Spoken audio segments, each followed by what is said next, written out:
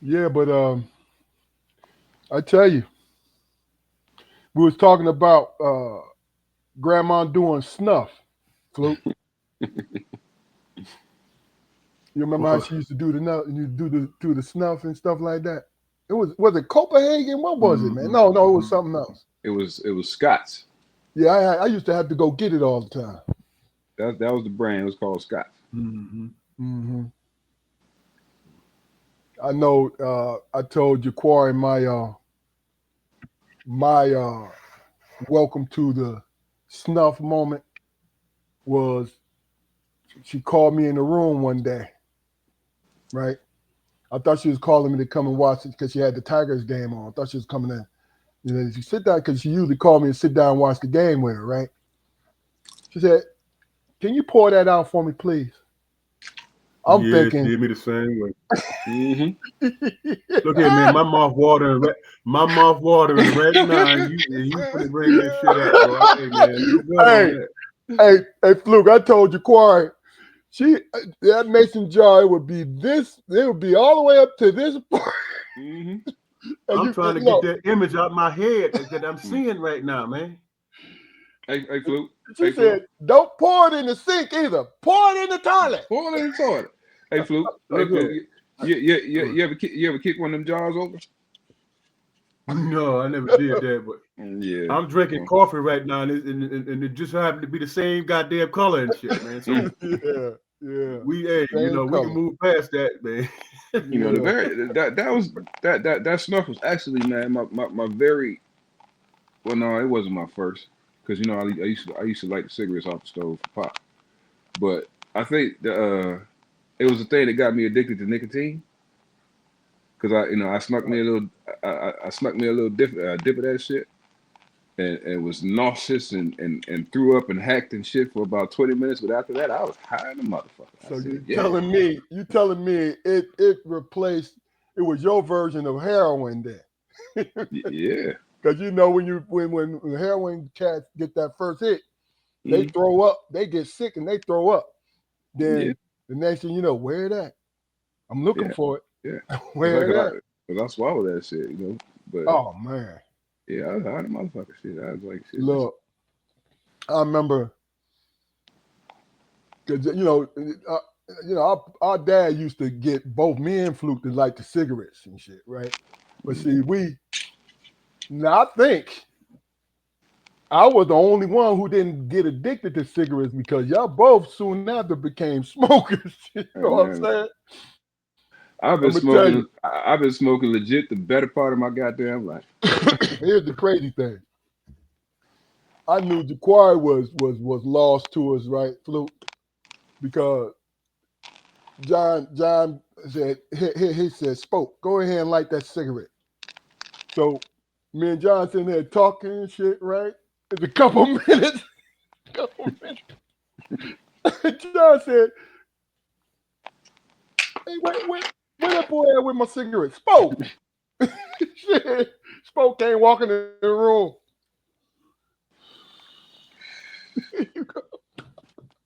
He said, Eyes blitzed. I laughed for 15 minutes straight. Like, look at this, man. I was probably all bleary eyed and shit. he Yeah, said, come in with a yeah. half a cigarette and the ash this goddamn long on that motherfucker. That's right. Yes, That's right. sir. Yes, sir. And every once in a while I ask him if he needs a cigarette lit.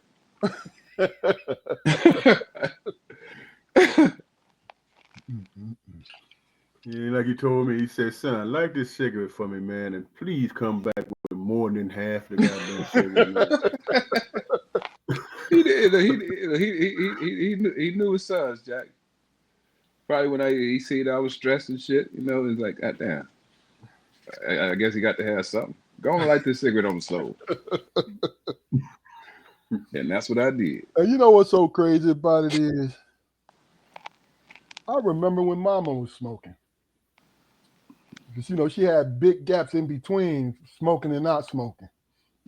What was them long brown? There was in the green pack.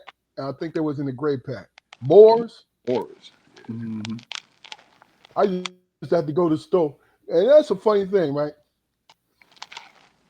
When I was when we was in our little teens, right? We was going to the store getting cigarettes all the time. You know what I mean?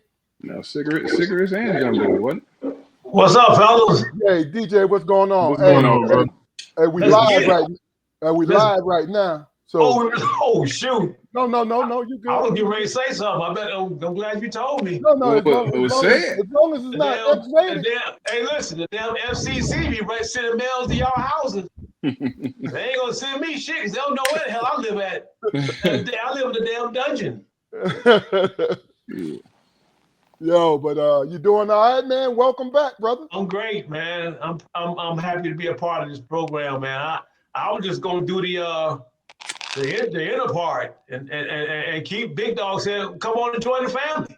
Listen, DJ. He said it's gonna cost me 20. He said it's gonna cost me 20. He said it's gonna cost me $25 though, but that's cool though. I'm good. Yeah.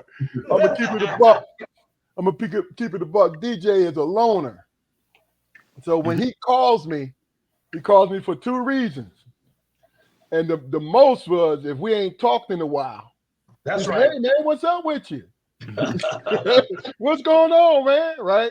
That's right. And then the second one is I gotta pay attention because he'll check in and then it's like, all right, brother, you be cool, right? But when he extend the conversation, okay, I say, hey man, do you want to come on? He said, yeah, I'm gonna listen to y'all tonight, blah, blah, blah. He said, listen to us tonight twice. I said, okay, he wants to come on. Come on, bro. Come on. Over. Join the crew, join the family. Yeah. We told you, brother. It's an open invitation, man. Yes, sir. It's on you. Let's go. For Midwest kids, bro. You know what I'm saying? Yeah. Midwest mentality, it's nothing like it. I don't care what people say. You can talk about that East Coast thing, that Southern thing, that West Coast thing, but that Midwest thing, for real.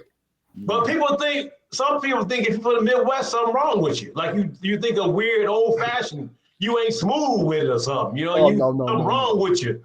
No. We fit in everywhere. Hey, you know what I'm saying? Hey, if you stay ready, you ain't gotta get ready. Right. Yeah.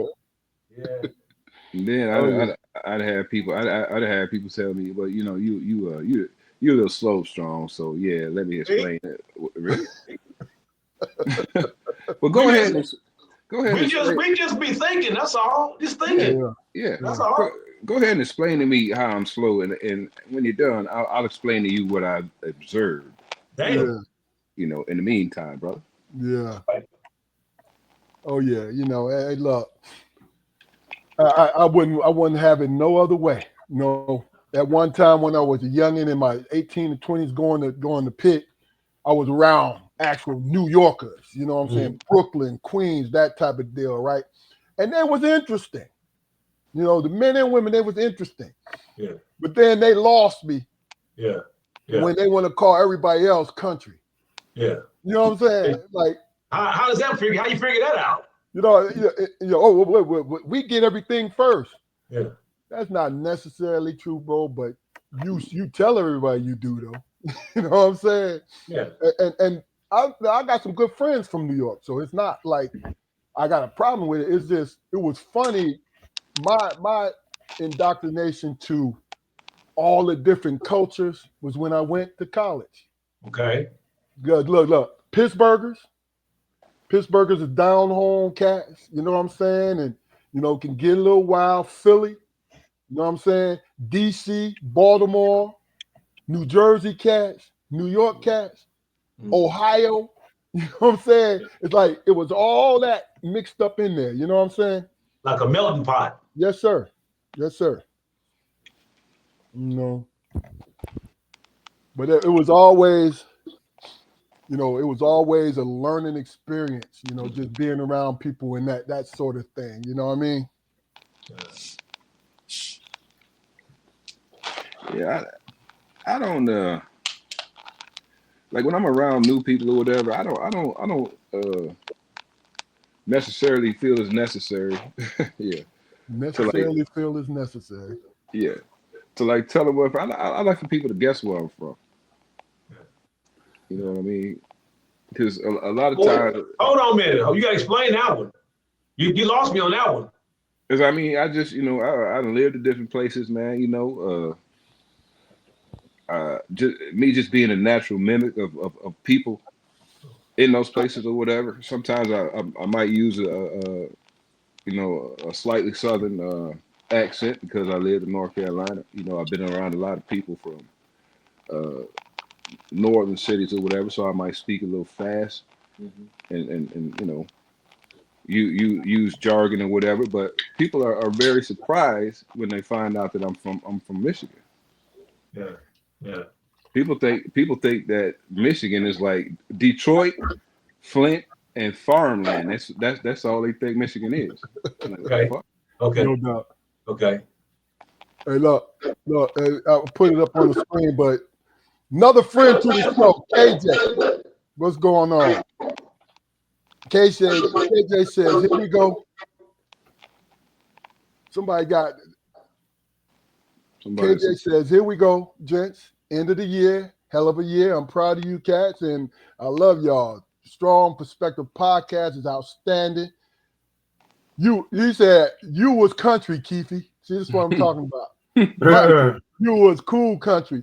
Always love my guy. See, this is what I'm talking about.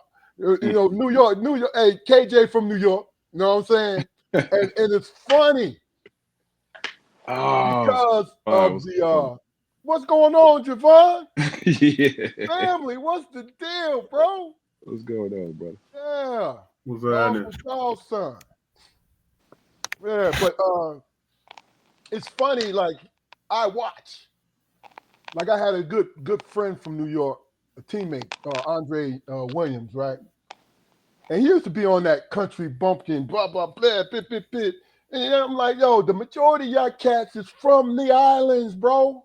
Y'all from Haiti, y'all from Jamaica. That's where y'all from. Mm. So, am I lying or not? Is that country or not? That's as country as you can get, right? Coming from the island. Hell yeah. But I'm not trying to bash. It was just a funny thing. I don't take offense to being called country though. No, I don't either. Hell, I describe myself as a cowboy. Well, listen, it's hard not to be when your father from Mississippi and your mom from Arkansas. So I mean, that's some realness. How you gonna avoid that? That's real as hell. No. Oh, you muted, DJ. Hey, you got a mic, man? Oh yeah. First time out. Man, look, you hold on, DJ. Now you know you need a mic when you talk on here, man. You're a veteran of the show. Now, but go ahead and try though.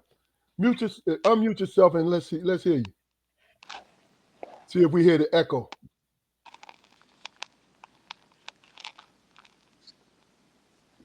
You gotta unmute yourself, DJ. Okay. All right, you good. Go ahead. But go ahead. What you gonna say? You got me now? Yeah, we hear you. So my introduction in New York, right? I was in the military at the time. So a couple of my fellas, man, like, yo, come on up, man, up to the way. I'm like, okay, I'll go. We was out for a 4-day weekend. These dudes took me to the Bronx. All right? The Bronx. And that's as foreign to me. So we on the subway, man. I'm looking around like a tourist, like a real tourist. Them cats like, yo, man, what the hell wrong with you? Don't be looking up right there trying to read where you going. You gonna get us damn killed or robbed. Just look down and let us do all that. We got everything. You just walk and just ride. Because I'm always trying to figure out where I'm at in case I get lost. Well, damn, I was on such. But that was why I had happened. They were serious about that thing, man. New York is you'll get walked over. It's just busy. It's a lot going on. There's a lot going on. Ain't nobody got time to babysit you, man. So yeah. But people don't really understand, man. Like I don't have a criminal mind, so I don't know. But shit, you look at maps or whatever, get yourself oriented or whatever, man. Because it's presence, man. It's not looking like a tourist. If you look timid in any situation, somebody, a shark is gonna rush you. Yeah, it's gonna eat you. Oh yeah. I think it's innate in all of us to leave breadcrumbs, man. You know what I'm saying? Always find your way back home. No doubt. Hey, listen, we're gonna continue this, but it's time to do the opening. I'm gonna see y'all on the other side, bro. Okay.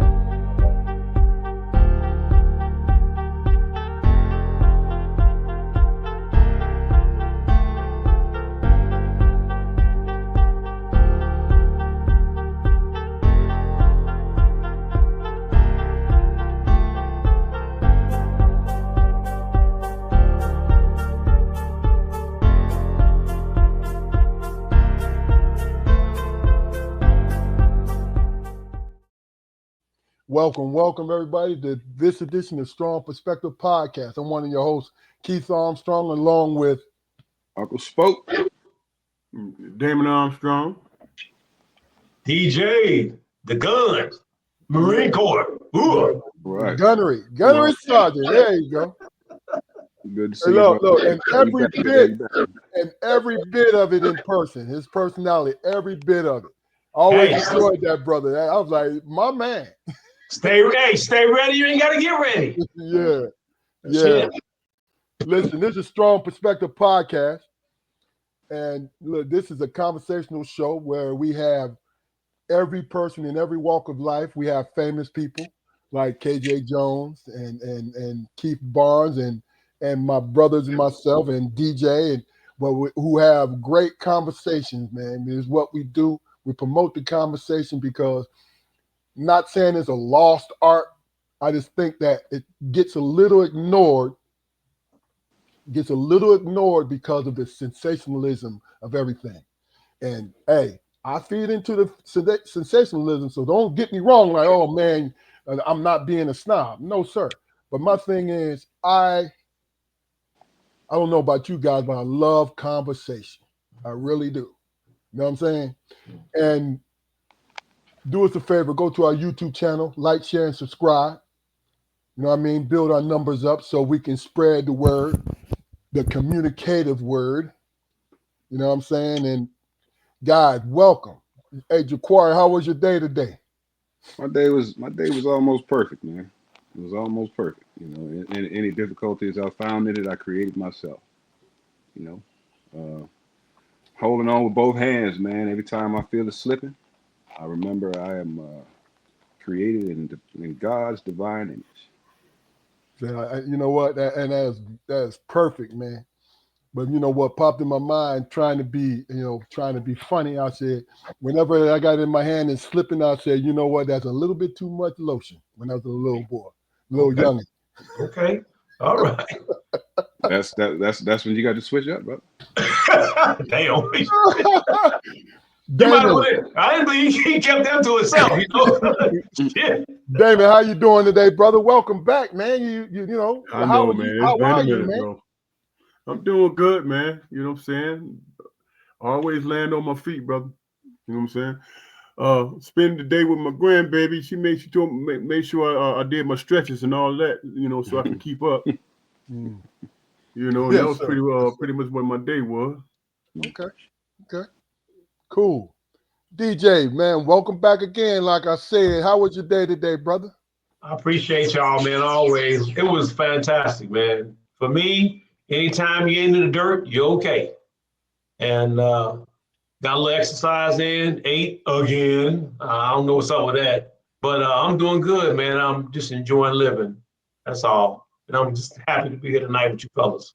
Okay. As hyper as you is, you know, you got to eat all the time, brother. What all the time. About? Burn them calories. Oh, yeah. Okay, look. I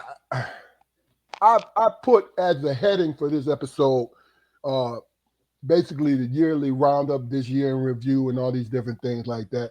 We got a lot to talk about, so I got a couple things I want to bring up. But is there anything that you guys or the guys out there that's looking at it now, put in a comment what you think we should be talking about right now? But is there any topic you guys want to talk about real quick? Any topics from past shows? This past years, past shows, whatever you want to do. I'll say this: that last one y'all did, I I just happened to Google it, man, and y'all, that was deep. The one I think was it last week? Y'all talking about the rappers and different things like that. If anybody can go back and catch that in their library, man, pull that one up. That was one of the deepest contents that I think y'all brothers have had. It was nice. It really was. Yeah, I believe it was last week. Yeah, that was straight right there. Damon Jacquard, you got anything? I can't. I don't remember, man. I can't remember the shows, man. I really can't.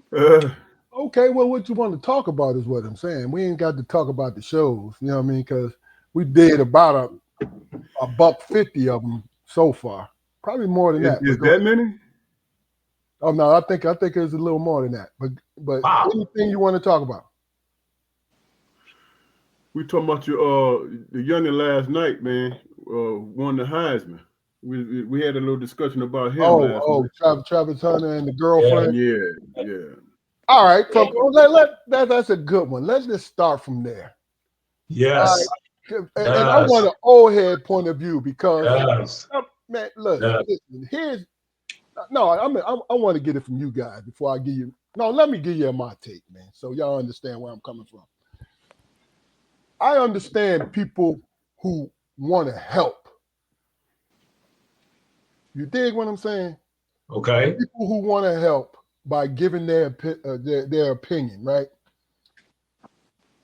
Now, me understanding that kid, no matter the circumstances, that kid has been with that woman since he was 17. Okay. Even though she's a little older. She's 2 years older. 2 years older. This is before he even smelled any money. That's right. You know what I'm saying? Yeah. Now, she immature and young as hell. You could tell they both are. Mm-hmm. Because Travis could have easily just said, instead of getting on there defending his woman, defend his relationship. I like it, so you need to love it. That's just how I feel. Right? Of course, and I really mean this, everybody was a sucker in some kind of way in their relationship. That's right. In their past. In some kind of way. So that's why I started with, I understand that people are trying to help. You know what I mean? Mm-hmm. I just think that, and I said this and then I'm going to leave it with you guys. KJ said Travis need to have a prenup. I'm going to leave this with you guys, right? To me, this is how I feel. And in the beginning, it might have been, I said this to you and Damon yesterday, Jacquard. It might have been in the beginning that she was the most important part of their relationship. But she's not anymore. I'm not talking about she need to go up in there and be supportive. Whatever they want to do, what they want to do. But I'm talking about her mentality, what it seems to us. And we don't know them. You know what I'm saying? But you want to get on there and say, you know, and that's that young shit. Oh, I wasn't attracted to him at first. I left him in my DMs. Okay, that don't need to be said. Yeah. And ain't nothing wrong with that. It's cool. You know, it's cool. You don't need to say that you wasn't attracted to him at first. It don't make a difference. But now I'm not critiquing her. What I'm saying to you is she kind of left it open for these do-gooders and dickheads to hop in there. And that's what I was going to say. What do you guys think? So, go ahead, man. Please, no, sir. Please. So I'm gonna speak. I'm a girl dad. So the hell with it. I'm gonna come like that. I'm glad they've been together since they was kids. When she was buying him hamburgers and French fries because he didn't have nothing. Okay, she is 2 years older. She is supposed to be 24. He's supposed to be 22. Okay, let them do what they gonna do. Yeah. Get you a prenup, but hey, that's your queen, and just take your time with babies. He's a brand new rookie. Let him play. She got to know her place. Stay in her lane. Let him be a pro ball player. If you look at cheerleaders and look at other people, he's going to be going over here in Miami, the Raiders, the Giants, wherever, and play ball. Don't stand his way. Let him do his thing. Be the queen. Support him. Look at Aisha Curry, Vanessa Bryant, Savannah James. They've been together all 20 years. That's an example of just three of many, but they stood. They standing strong. She gonna stand strong, be in her place, walk your lane, support your man, and enjoy the ride. Shit, and then keep your mouth shut and don't be on that TikTok all the time because that's gonna grow old. That's just me. That's how I look at it. Do what you gotta do, boo boo. And that is the thing. I think that's why people feel like they can jump into their situation because they became together with their TikTok and their IGs and all that. They blew up. Now they're getting a little bag. She getting a little bag from that. You know what I'm saying? But yo, you letting us into your life, so we should have our opinion. No, the fuck you shouldn't. But yes, you should at the same time. You feel what I'm saying? That's all. Like, come on, have some tact. Damon, Jaquari, what y'all think? They, you know, I didn't realize they had been together that long, you know. But I think, man, the one thing that you get from this whole experience is that, man, keep people out your business, man. You know what I'm saying? Because they're gonna find a way to scrutinize it some type of way, even if it's positive, they're gonna find some negative to it, man. And that could be coming from a place of hating, that could be coming from a place of sincerity. Who knows what people's motivation is? But by the same token, man, the only way it's going to, you know, thrive and survive is you got to go through it together. You know what I'm saying? Mm-hmm. You got to go through it together and stay, you know, keep it honest and a buck with each other, man. You know, don't let nobody infiltrate because the haters gonna come. And this dude a unicorn, man. He don't need to be distracted with the bullshit. You know what I'm saying? Yeah. But yeah, Jaquari. Yeah, I said it, man. You know, I don't have an opinion on it, man. Let them young folks develop into who they're gonna develop into. If they grow apart, you know. Hopefully, man, they learn from their mistakes, and they don't carry that baggage into the next relationship. You know, God forbid there is a next relationship. They've been together this long, and you know, if they choose to stay together, then you know, maybe all this outside scrutiny, man, is something that's going to strengthen their bond. You know what I mean? Right. Yeah. But as far as the spotlight, as far as lifestyle or whatever, I mean, shit, this is it. This is who they are. This is who she's gonna be. She was. I mean, I don't know, you know, where she was dancing or whatever, but she probably had a name. Yeah. She probably had, she probably had a name when she was dancing. Might have been named Sugar Britches or Diamond or something. No, I mean, you know, like you know, she probably had a certain level of popularity. You know, and Wow. people with big personalities, man. You know, I don't care what the situation is. If you have a big personality, you're gonna try to get some of that spotlight, and that's what it is. But here's one thing.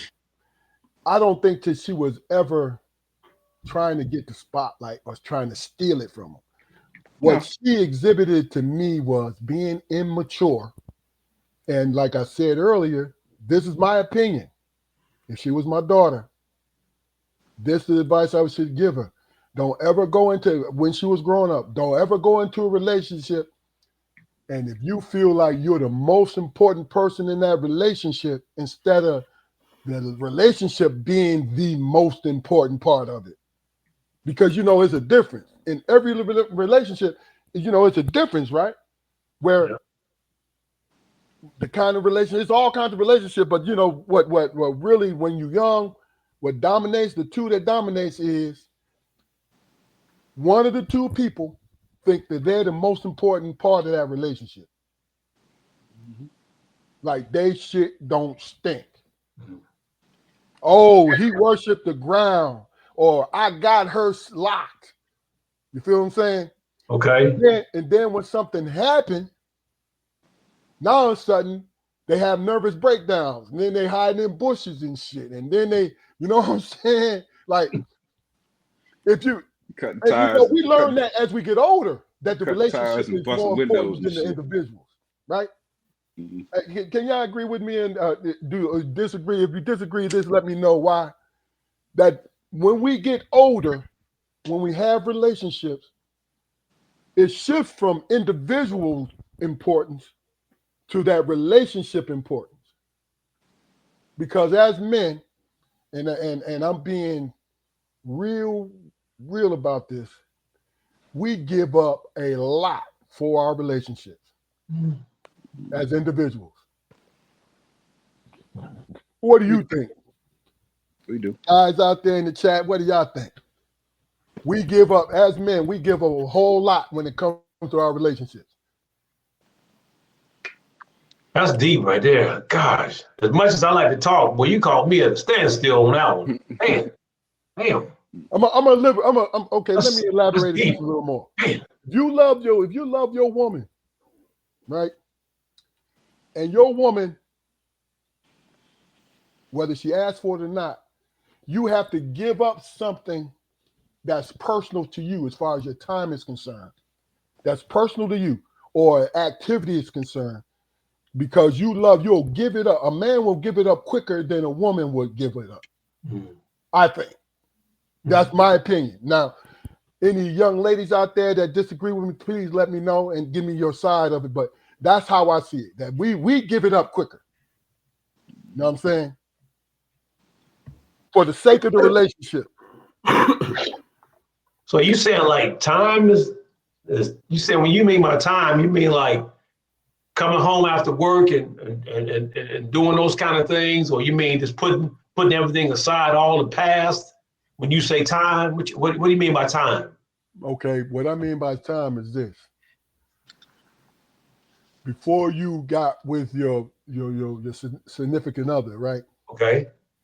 You were used to going wherever. Okay. You didn't have no accountability to no one. True that. True. You spent your money, and I'm talking about when this relationship is serious. You spent your money the way you wanted to spend it. You feel me? And you did whatever you wanted to do on an individual basis. But then when you get in a relationship, and I'm speaking in this in a broader sense more than anything, because everybody got different relationships. Mm-hmm. But when you get into a relationship, you kind of give up a little bit so the relationship can thrive, so it can live. Okay. You think about all the examples of like men in committed relationships and marriages that you know who have basically unconsciously separated themselves from their families and moved around their woman's families, and they interact primarily with their woman's families. They don't, they might go home once a year as opposed to, going to several events, several of her family's events a year or whatever. Your family is really not prioritized anymore. Because you're taught that. We're taught to do that, to leave the nest and to go forth with ours. You know what I'm saying? Correct. And it's not your woman's, your wife, your girlfriend's fault of that. It's just the fact that we've been conditioned to like, hey, you standing on your own. You feel what I'm saying? You standing on your own, then stand on your own. You know what I mean? Because sometimes when it came to me and my wife, I had to be selfish when it came to visiting my family. Because she's going to always say yes to go see her family because that's what it's about. You know what I'm saying? That's my point. That's my point. Mm. That's my point. She ain't never got that out of you. Yeah. You know what I mean? It was always, well, so and so and such is sick. Well, that's too bad. What they gonna do? Not what y'all gonna do. What they gonna do? Yeah. Because you here with me in mind right now. Yeah. But let the shoe be on the other foot. Yeah. We on the first thing smoking the way up. So you mean like, Chief, okay, let me just go there for a minute. You mean like in a married perspective or just boyfriend, girlfriend, living together, or just as general? Love, when you feel you in love with somebody. Okay.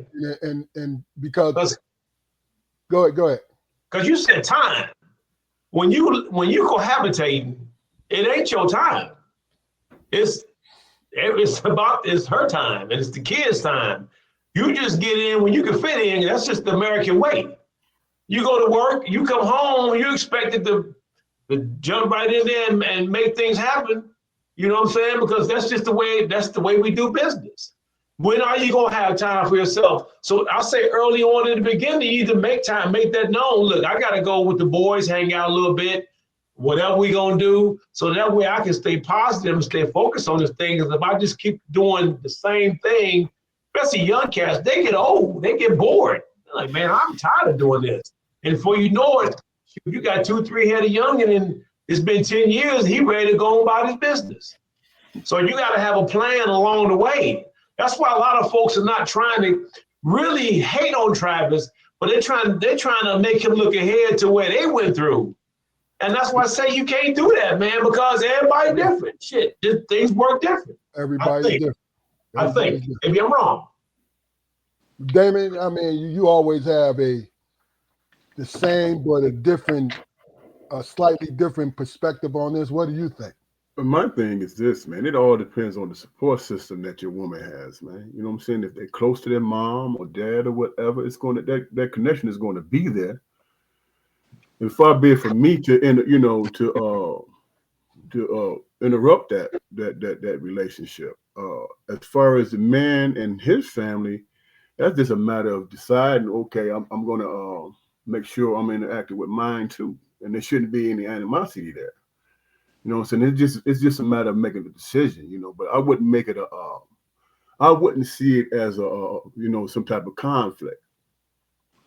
Well, I mean, yeah. Yeah. It's not supposed to be. Yeah. You know what I mean? It's not supposed to be. But Right. I think. But what, don't you think 20 is different than when you're 40 or 50 though? No, 20. I get that. I'm just saying. I get that, but look, let me tell you something I told my son. And our parents, they met when they was teenagers, right? Mm-hmm. And when we met our wives, we was in our 20s. You feel me? It get later and later. So I told my son, listen, if you find somebody that you think you in love with, I'm supportive of it.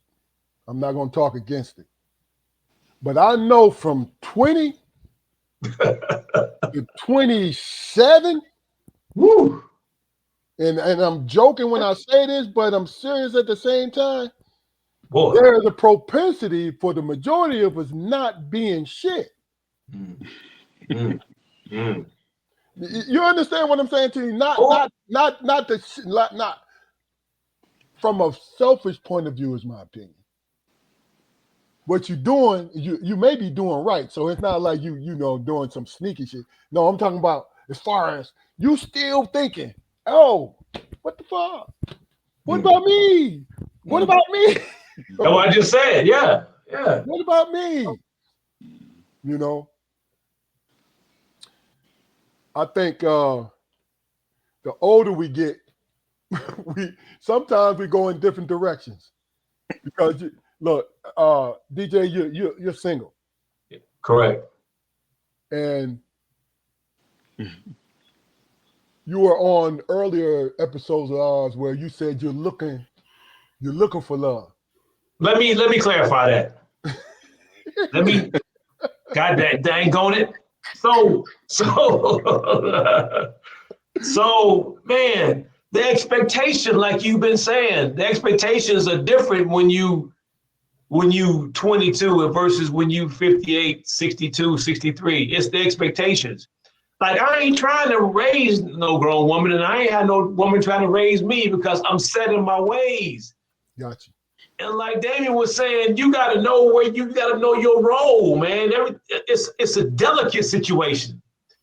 You know well, I know well, if your wife said we going to her family's for Thanksgiving dinner, but you say, well, man, I thought last year we went to yours, but I want to go to mine. And then she walked around the house saying, but we're going to go over here because I already told my folks, we going, where you going to go? You're going to go to her people's house and you say, okay, we will at the end, we're going to go to my people's house at the end because I want to show my face over here. But you're going to go because happy wife, happy life. That's just the way I, you know. No. Let me finish that. Okay, go ahead, finish. Let me finish that. Happy life, happy okay, life. Yeah, come back to that. Go ahead. But so with me, I'm easy to get along with. But as long as I said she got her place, I got mine. Shit. And when you bring in what you bring in, we come together and we good. But I don't want a woman trying to raise me. If you got a son, you got a son. I ain't gonna be your son. I'm a grown ass man. And I'm gonna do my role and play my role and do what I gotta do. That's all I'm saying. Okay. How about that? I want the three of y'all to comment on this, right? Good point, DJ. Damn. Good point.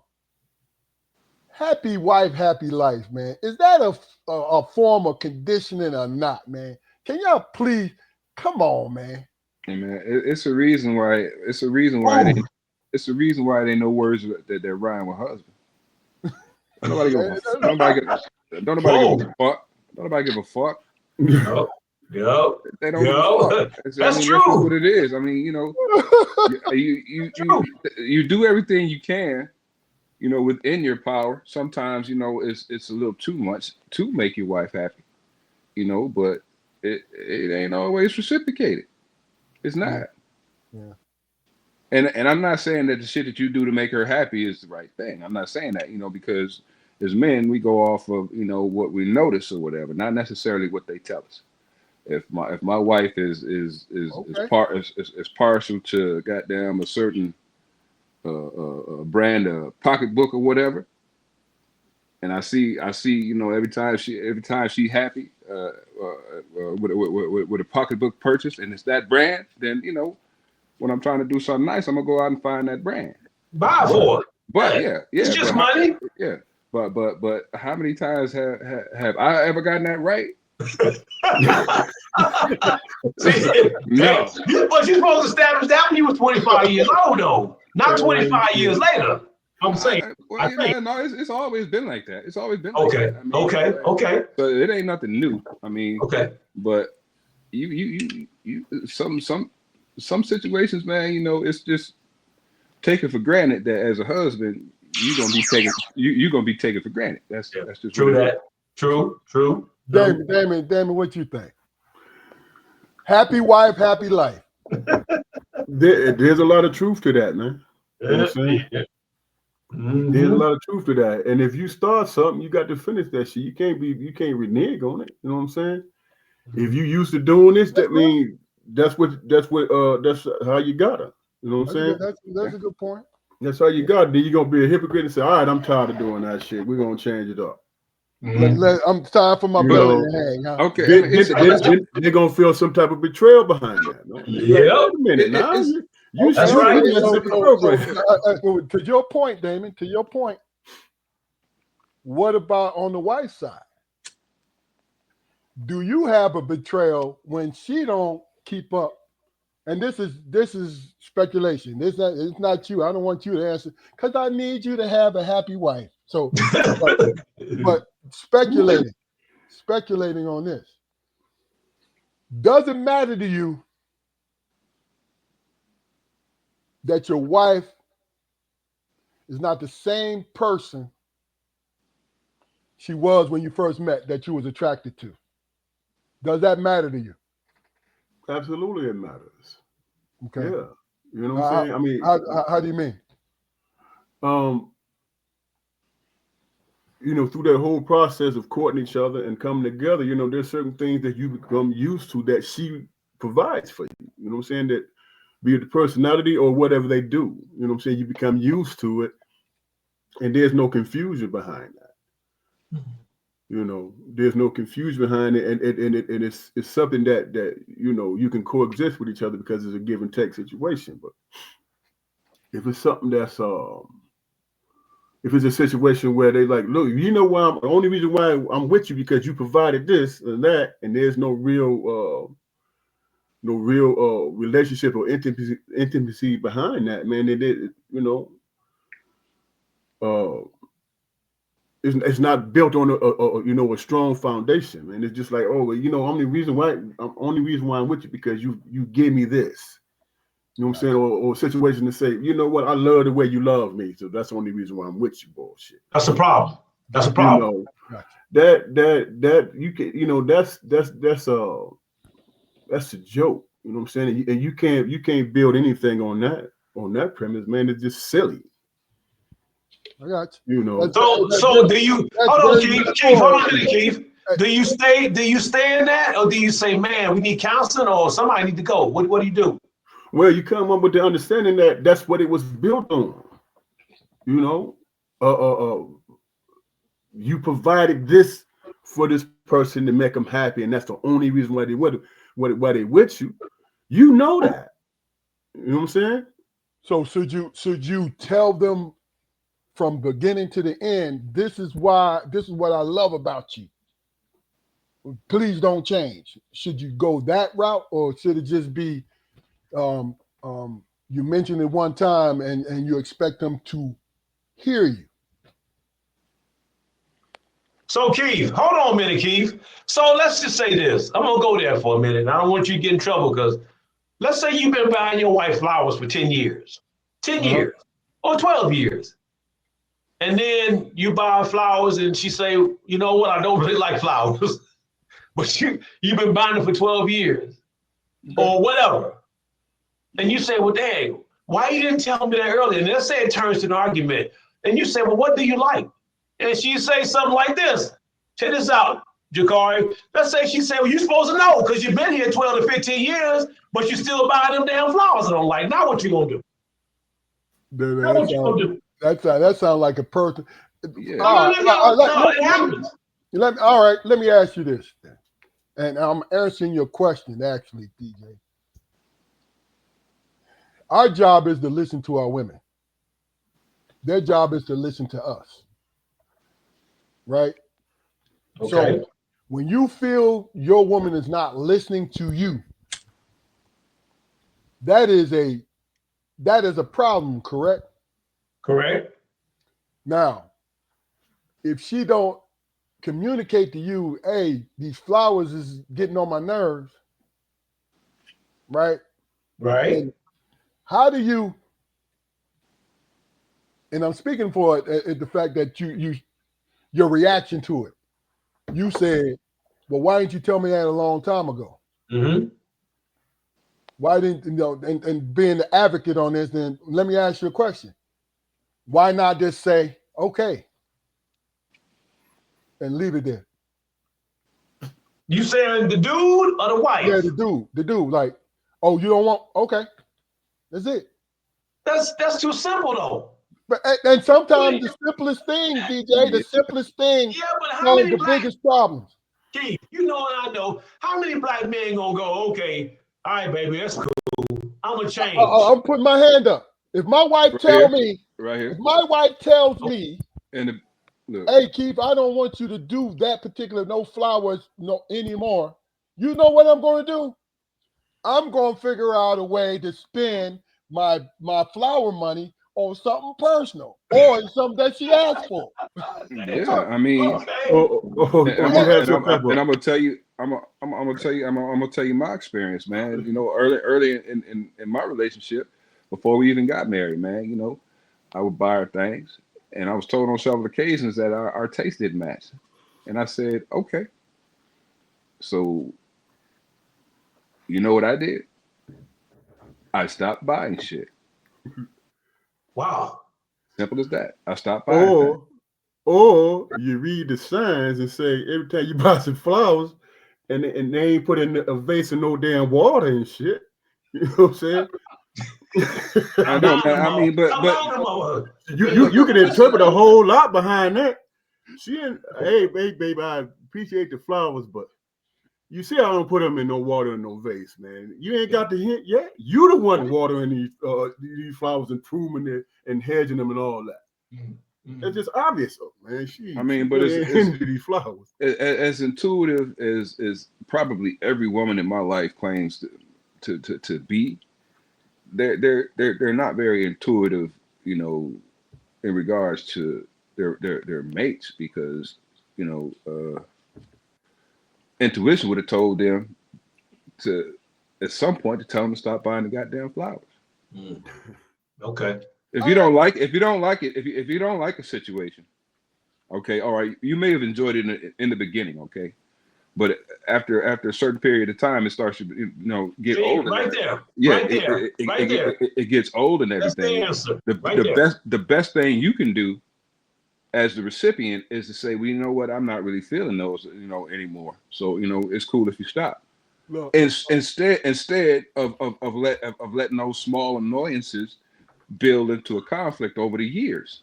That's Okay. not his. That's not my fault as the man buying the flowers. That's you as a fucking recipient not being honest and telling me that you don't like the shit no more. That's what that is.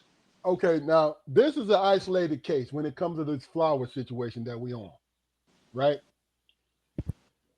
If my wife communicated that to me, I would look at her. First thing I would do, because I've known her for 38 years, I would say, how was your day today?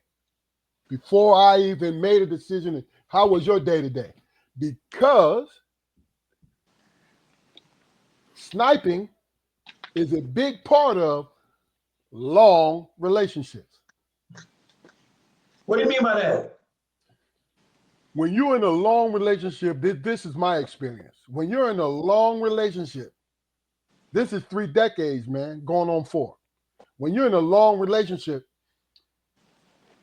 the way that we both, our days have went, might have us sniping about stuff that we do not really and truly mean. Okay. You know what I mean? Like me personally, I'm a straightforward person. So I tell you, I would have told you a long time ago. But when it comes to, like, some people will be like, yo, I don't have nothing against, example, I don't have nothing against you giving me these flowers. But at this moment, quit giving me these fucking flowers. You know what I'm saying? Then, because we are logical. What are we gonna do? Well, hell, I ain't gonna get you no damn flowers then. I can't give you no more. But Man, look here. a week later, hold on, Damon. A week later, oh, where my fucking flowers at? See? What do you do? You go get the flowers. Get the flower. Here's the thing, man. We got to be honest with ourselves, man. If you buying your woman a watch every year, and she coming up to you with her old watch to say, baby, I just need the battery changed. Can you change the battery for me, man? You know what I'm saying? And then you look and say, well, hell, you haven't wore that watch I bought last year, the one I bought 2 years ago. You haven't wore those because I like this watch and I've been asking you for 2 years to change the damn battery. Okay. You know what I'm saying? Or you walk in the flower shop and you yourself thinking, man, I've been buying these damn flowers, man. Every month I've been buying these damn flowers. I'm tired of coming up in this joint. Can you imagine if she tired of getting them joints and she ain't put it in the vase or wall? You know what I'm saying? So it's about being imaginative, man. And that's the main thing that they be thinking about. That's the main thing. Man, you can't think of nothing but give me these damn same flowers, man. But you know what, though? It seems to me, maybe I'm wrong, far-fetched in saying this. I think, because the women are watching, so I got to be careful. I think men tend to won't argue. They just kind of take it and go with it. And I think women literally, flower-wise, like that self-rising situation where they can get it out of you to make you understand. So they tend to mind to argue a little bit and bring it on. And you like, well, okay, I just won't buy them no more. But that doesn't fix the problem. What do you want that will make you just as happy than me buying them damn flowers? What can I do? Am I wrong or what am I doing? How would you respond? What if every now and then you go to every time you go to your desk, there's a coupon there for something or for a purse or whatever, giving you them hints. You just ain't buying it. You just not paying attention to it. I don't need no hints though, man. just if you want to switch up, just tell me you want to switch up. But we don't. I like that. Right we, there. we, Right we, there. we don't need to make this into no big thing. Shit. I invest. I do investigations at work. Mm. Mm. Yeah. Mm. I kind of like the shit to be simplified when I'm at home. You know what? I'm with you guys, and I agree in so many ways that you guys just communicated. I think my thing is you got to know your mate also. Meaning, if your mate wants to get into I don't believe in argument, but get into a sniping contest, Mm-hmm. and you're good at it, she is going to be hurt all the time. And you're going to turn into bad guy. Hold on, Keith. The bad guy. Hold on, Keith. What you mean by being hurt? Say that. Break that down right quick. If you know how to actually communicate, and I'm not talking about denigrate, downgrade. No, I'm talking about communicate, where Okay. you actually win. No, you make your point. This is men and women. If you're able to make your point, your mate eventually this is my opinion, is going to be resentful of you because they're going to look at you as an asshole. Mm. Mm. Because all I did was tell you how I felt. You know what I'm saying? You told me how you felt, and I told you how I felt. That's knowledge right there. That's knowledge. But you know what? I said it earlier, and ladies who's watching this, please comment on this. But I said it earlier, men give more to the relationship than women do. I think they do. I'm talking about the emotional part of it. I'm not talking about, the love and, cooking and being there for your mate, because I think that's a give and take. I'm talking about how you give up a part of yourself. And it may not be a major part of yourself, but just to make time for her in the relationship. I think the main point we need to remember is the fact that more than likely the goddamn flowers is not even the issue. Nope, it's not. The flowers are not the issue. It's a thought process. I don't even think it's a thought process. I mean, that's if somebody want to rumble, man, that's just what it is. Mm. Mm. Okay. Before we go on, I'm putting up here, but I'm thinking people are missing some of this. Keith Barnes and Malika, they're making great points. Keith Barnes said, buy her some self-rising flour if she doesn't like flowers, right? And then his next joint was, if you buy self-rising flour, everybody can eat biscuits and cake. That makes a happy family. That's absolutely right. You know what? Because like I said, I don't buy her anything no more.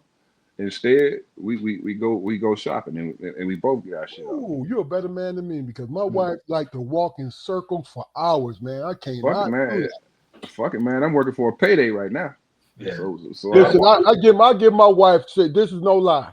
This guy's on the truth. I give my wife 45 minutes. 45 minutes. And that is clearly not even nearly enough for her when she go in the store. I love her to death. She's my heart. But I cannot do that. I cannot spend 3 hours in the store, dog. Yeah, that's tough. That's tough. Right? That's tough right there, boy. I used to be like that until my wife showed me how to shop. I used to go in there and come out with 2-3 items and shit, spend about $400. The same amount of money, I come out with 15 bags. And I'll be like, hey, baby, when we going back? Yeah. Hey, and man, then she get up to the store and she got the coupon and she bought it. Well, look here, this got a tear on it or a string loose. Can we get it for a percentage off? I walk through the store for 3 hours. That's motivation, man. That's motivation, man. Because before I met my wife, man, I didn't have drawers that I didn't wear or even take out the pack for 2 damn years. You know what I'm saying? Yeah. Teach you how to do it ahead of time. I get it. Yeah, I only had 3 pairs of shoes that I wore. Now I'm stumbling all over the place. I mean, you know, what I mean, it's definitely benefits and shit to having somebody with that eye in your life and shit, man. For real. Quiet. So you do know the difference. She taught you the difference between work draws and other draws. Hey, Key, I done got to the point now where I ain't got no work draws. I just, you know, they're just underwear now. Yeah. More You know what I pronounced. mean? Yeah. Damn. When I be traveling this shit, you know, all my t-shirts and my tank tops and underwear be in plastic, Jack. I bust them open. Yes, sir. I ain't got to wash nothing to go on a goddamn trip. I can just pack my shit up and go. Yeah. Malika said that this is the Keith's comment. If you see that she's not caring for flowers, why don't you just say, "Hey, do you like the flowers I buy?" If she says no, stop buying them. You know what I mean? It's not that complicated. Now, this coming from a woman, and a beautiful, strong woman. But see, that's the thing, though. Everybody ain't like you, cuz. That's right. For real. For real, for real. I just can't get past the point, man, that it'd just be easier if she just told me. I mean, because that's what I'm gonna do whenever, you know, when I want something changed or I don't like something, I say it. It don't mean that don't mean that it's always gonna happen, but I do voice it. Yeah. And she don't do that. So all 3 of y'all are married. I'm gonna ask a question right now. It's gonna kind of shock everybody, but damn it, I gotta ask. Because I just don't know. Maybe I ain't got to that point yet. Is there ever a time when a husband with a D has got to be submissive? Answer that question for me. What is your definition of submissive, though? Like, okay, so if she says, let's do this, I want to do that, or we're going to change the way things are done in a marriage and a relationship, the things we're going to change around the house, I would like to see them done like this versus the way it's being done last, whatever. I want to see it done like this. And you say, okay, baby, that's fine. We'll do it like that. But I don't mean little stuff. I mean big stuff, a lot of stuff. Not just the little bitty things, but say, you know what? She wants to change like this, and this is where it's going to be done. Is that possible?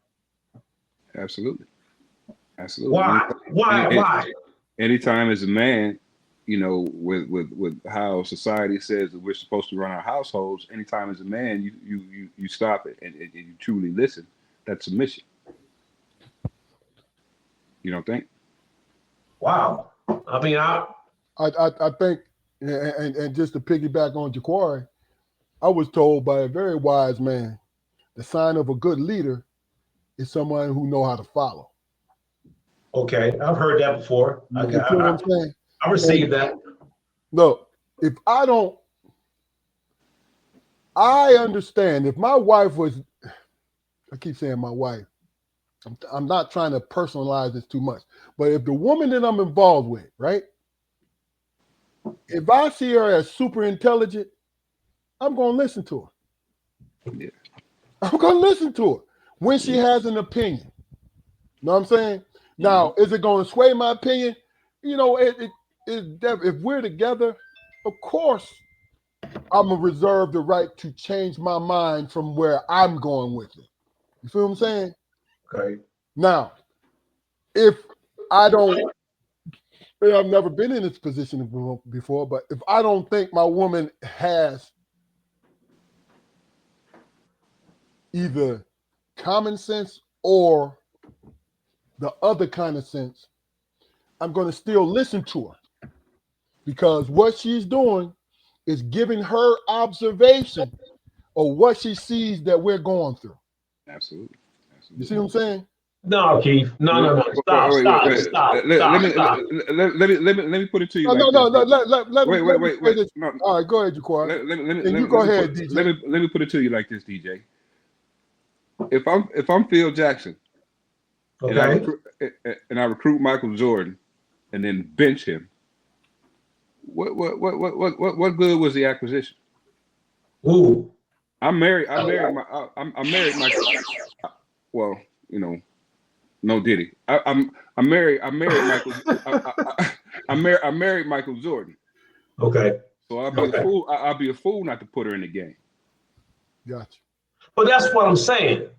Well, Keith just said I'm a little frustrated right now. I've known you for 25 years, man.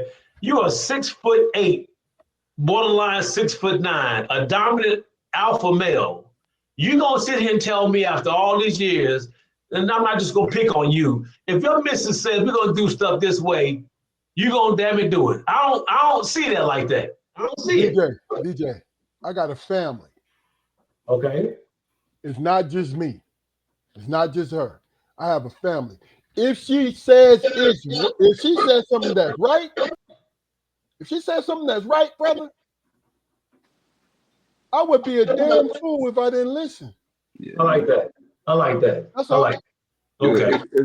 If you and your family unit is shitting and falling back in it, and your wife come and your wife come up and say, honey, I know a way that we can just shit and wash our hands and walk away. You wouldn't listen to that. Wow, that's deep. I'm learning. I'm never too old to learn. That's all I'm saying. Hey, Damon, you leaning your head back, man. What's your opinion, brother? I'm just thinking about it from a personal perspective, man. There's been plenty of times I made a decision and my wife bumped my head and say, look, have you looked at it from this point of view? And she was right. You know what I'm saying? I'm not going to sit up here and act like that never happened before, man. So that's that give and take. You know what I'm saying? And there's nothing submissive about it. It's two people working together to build something, man.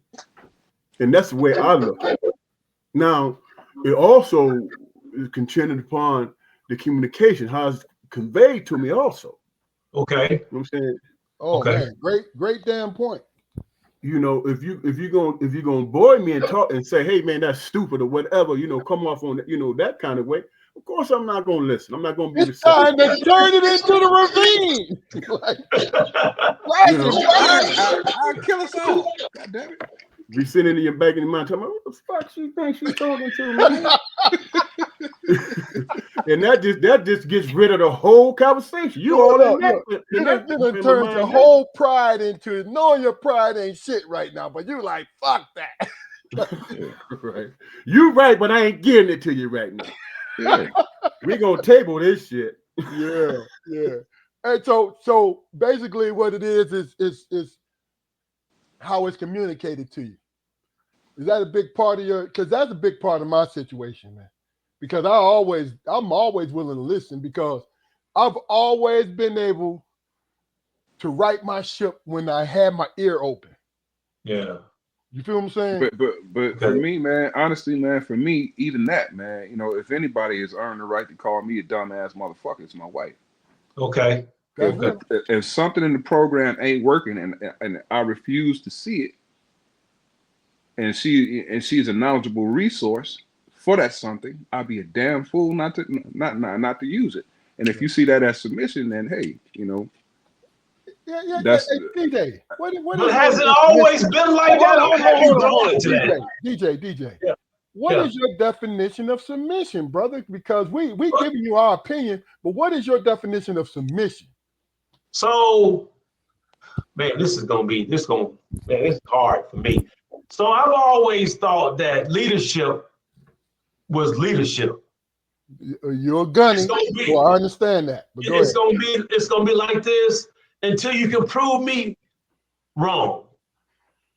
And in this modern era, I ain't trying to fight no more. I'm like this, ladies. If you got a better way of doing it, I'm listening to these brothers that have been married for a long time and have been through everything you can think of. I'm at the point right now in my life, if you got a better way of doing it, then that's what we're going to do. That's what I'm hearing. If you got a better way of doing it, we're going to do it. It ain't always my way. Because that might not be the right way. Am I wrong or am I right? Right. I mean, shoot, if that's going to make it a successful situation, then damn it, that's what we're going to do. But I don't want to show weakness at the same time, like I'm giving up leadership, like if that makes sense to y'all. Hey DJ, can I ask you this? As a retired Marine Corps gunnery sergeant, okay, we're at some point in time, were you ever in charge of a barracks? A lot. Yes. A lot. Okay. Would you run your house the same way you ran your barracks? It won't work. I tried that. Exactly. I did. I tried it my first time, and I crashed and burned. You know why? I mean, you know, if you ain't got a little, you know, got a little bend in you, then you know you gonna break. I mean, rigidity is only useful in a few things, man. Okay. Everything else got to have, you know, freedom of movement. You know, and metal has a mind, man. You know, is firm and it's hard and it's rock solid as steel is. It's got a memory. You know what I mean? When they build the highest skyscrapers in the world, man, you know, strong structures, but when the wind blows, they sway. That's true. Doesn't deplete from the structure. Wow, that's deep. There you go. You never learn till you listen. Got to listen. That's real. That's real. I think just to change it up a little bit. In retrospective, how was your year? I'm talking about internally. How was your year? My year, man, it was good in the sense that, you know, tragedy was limited. You know what I mean? But as far as self-development, man, as far as accomplishment, man, you know, I hadn't done anything, man, memorable. You know, that's why this year has been relatively quick for me. Gotcha. You know, it hadn't been filled with a lot of things that, you know, I could put my name on and say, well, you know, damn, you know, that was a hell of an accomplishment for me. You know, and I don't say that with any shame or anything like that, because, you know, if you accomplish one big thing a year, you know, throughout your life, you know, you had a hell of a life. Sometimes, you know, we as human beings go through periods of time where punching the clock is just what we doing. You know, but it's been a good year. It's been a good year. You know, I don't have anything that I can seriously complain about, man. So yeah, it's been good. DJ. My year was great until November 5th. Be honest with y'all. November 5th really dampened my year. I'm getting over it, but yeah, that was everything was great. And then at 7 o'clock that evening on November 5th was when it turned sour. And but I'm getting back together because I truly thought that she was going to be the president of the United States of America. And I was pulling for that young lady. I voted for her. I don't mean to disrespect nobody, but the leadership, the human aspect that she projected, and the leadership that she projected was what I was looking for. And I was depressed for literally about 3 weeks. I really was. I'll be honest with y'all. But, you know, life goes on. That's what I got to say. Okay. Damon. My year was it was manageable, man. You know, I was able to always land on my feet, and for me as a black man, that's a good thing, bro. You know what I'm saying? I'm able to see the forest before the trees. You know, health could be better, but glad to be here, man. And I appreciate, you know, and I stopped to smell the flowers, man. And I appreciate those moments. And that's pretty much how my year goes, you know, from year in and year out. Okay. Gotta love them flowers. Hey man, it's the little things, man, that that sustain you. Yeah. I'll tell you, me personally, I turned 60 this year, and was caught by surprise how much reflection when the clock struck 12. This is no exaggeration. I'm not gassing anybody. When the clock struck 12 and I knew I was 60, I had a flashback of every good thing that had ever happened to me in my life. Yeah. Every good thing. It was not interrupted with any setback, any tragic situation, but every good thing that I had happened to me in my life.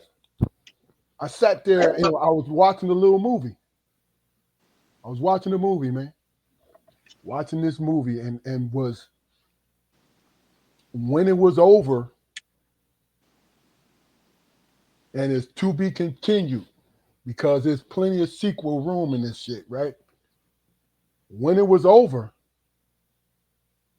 what ended up happening was I have never felt so grateful in my life. And that's the God's honest truth. I'm not gassing it. I have communicated this to my brothers, to anybody who wanted to listen. Because I'm a thinker, so I can always find the negative in everything, the good. To me, I believe in God. So I know God, what he did for me in this situation was, let me get you the fuck out of your own way. This is you, all the way up to 60. I was like, Lord have mercy. You understand? Because you got to think about it, the good times. And guys, let me know if you felt like this. I think so much that it brought on anxiety. And when I should have been celebrating, I did not celebrate to 100%. Has this ever happened to you guys? Mm-hmm. If it has, comment on it. It definitely has, man. Definitely has. So what was your opinion about it? If you could speak on it. It made me realize, man, that in celebratory situations, man, I'm not altogether secure about feeling good about it, man. Is that conditioning or is it something personal? It's definitely something personal. Okay. It's definitely something personal. Yeah, that's deep right now. And no matter, because I've never had a time where, it's been like, yeah, I graduated today, but my puppy died. So anything as extreme as that, but, low confidence, man, self-esteem issues, it's just, it's like stopping to smell the roses with a stuffed up nose. Got you. Yeah, for real. That's why you got to take it through your nose and your mouth so we can eat. You can't smell it, you can taste it. Yes, indeed. DJ. Yes, sir. So let me say this. The older or more mature I get, the better it is, the sweeter the smell is. The things that used to worry me, man, I don't give a damn about no more. I do not care. If I look in my closet and I got some suits that I ain't wearing, man, I took a whole closet full of clothes and took them and put them on in my truck, drove up to the Goodwill store. And they said, how much you want for them? I said, I want nothing. I ain't wearing shit. It just in the closet collecting dust, shoes, everything. I realized that's not important anymore. That's why I'm asking you brothers about relationship, because I want to grow. I want to be better tomorrow than I was yesterday. Gotcha. Because you know what? The days pass by so fast. I mean, tomorrow ain't promised. And when it comes, it's going to be a blur. It's a blur. This year's passed by so fast, man. So I'm trying to enjoy myself. I'm not trying. I really am. And any opportunity I can get to better myself, that's why I'm here tonight. When Keith offered this to me, it was no hesitation. I'm like, I want it. Let's go. Yeah. Let's go. Because being with cats, man, that are worldly men that know what the hell they're talking about, that's what I'm talking. That's where I'm at. Young dudes can't tell me shit. Let me back up. They really can't tell me a lot. If you're gonna teach me and talk about things, then you need to learn from people that have been through things or that are going through things. That's the way I look at it a little bit. Damon, what you think? It's real simple. I'm like DJ. It's real simple for me, man. I could be watching something real serious on TV or whatever, and I sit there and I'll look at it and I'll be like, man, I really don't give a damn about this, man. Why am I wasting time, bro? And then I start thinking about, man, I never get that time back, bro. You know what I'm saying? And I will walk away without any stress or regret or whatsoever. And it's like, man, you know what I'm saying? I'm not gonna waste time, having feelings about something I ain't got no control over, man. I'm not gonna do that. And I'm not being callous in that. That's this self-preservation. Gotcha. I got you. So let me get this right, DJ. Let me get this right. Uh-oh. You made a decision not to be Sugar Shab anymore. Sugar Shab, man. That's Shab. right. That's right. I'm on the team, man. Put me on the team. Put me in the game. And then let me do my part. Let me play point guard, and if I'm scoring points, I'm good. If I don't, then you pull me out the game. I ain't gonna cry. You put me on the bench because I just wasn't good enough at that point. As long as you let me in the game and play, I'm happy. No doubt. Yeah. I'm the same way, man. I used to be into that dressing a certain way and all that, man. No, all I care about is wearing the clothes that make me stand up straight or look like I'm standing up straight. Look. That's it for me. Coming from here, back here again. Yes, sir. You got to be conscious of it. Wow. Well, let me ask you this, man. DJ, you brought it up. When it comes to interaction with young guys these days. Oh, Lord. Jesus. What is your take on it? You want me to be honest? You want me to be honest? No, hold on. What is your give and take on it? And yes, I want you to be honest. So let me take the 20 years as a cop out of it. I'm going to just throw it aside because I'm not anymore. And that's the way I used to look at it, like that. So now I'm like, okay, let me understand what they're talking about first. Like, listen to what they say.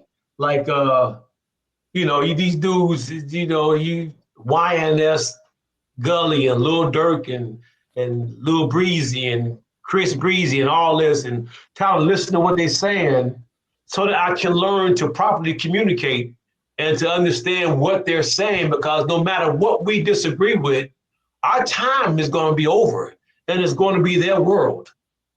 So I need to learn how to listen, navigate through that puzzle that they living in, so that I can be able to manipulate and to be able to communicate and to be successful in the years that I have left. Because they ain't gonna change for what I say. They ain't give a damn about what I say. You know what I'm saying? But as long as I understand what they're saying, like I went to the tire shop. The dude was changing my tires. And I used to talk over cats. And the dude was talking, man. And when he got done changing my tires, I said, hey, man, you know what you said about such and such, you might want to try this. And he looked at me amazed. He's like, man, you were listening to me? I said, yeah. That's the new me. Because the old me was like, I don't give a damn, it's going to be like this, man. Do this right here, you're going to be all right.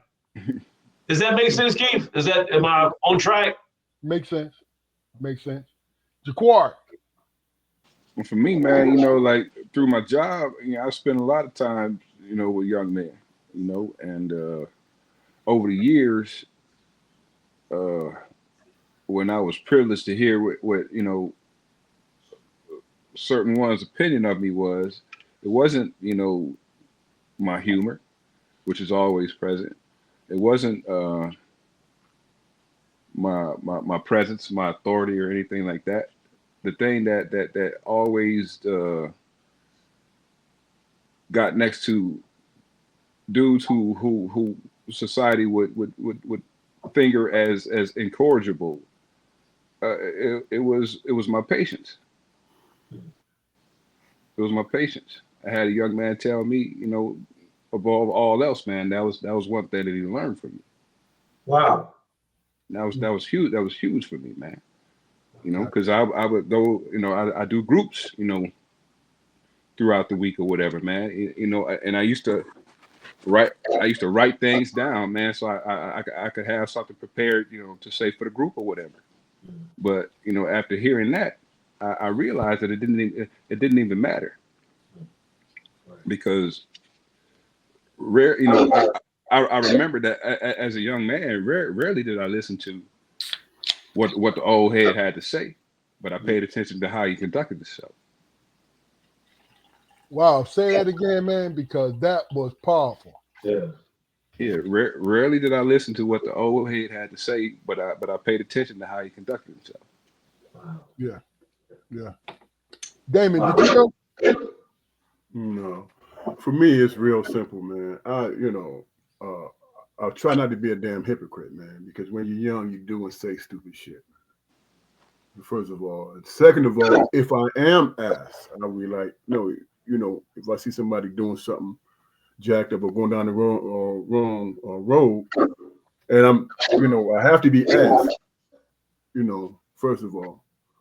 And if I do give my opinion, my statement is, what if you continue to do this, but what if you live till you're 80 years old, man? You know what I'm saying? You're gonna continue to keep doing the same stuff, or the consequences of your young life is gonna affect the old you. You know what I'm saying? You gotta think about that, man. Consider it. And I'll leave it like that, man. Then they can make up their own mind how they conduct themselves. Wow. Okay. So let me ask you this, because all three of you gentlemen have daughters. Mm-hmm. Okay. And I'm asking this question to be fair. Communication wise, what do you think is the most important when it's interacting with young women these days? As a father, or as what we should have done or what we have done? No, not what you should have done. I'm talking about where you are right now. Well, it's kind of what you should have done, DJ. Okay. But it's a mix of everything.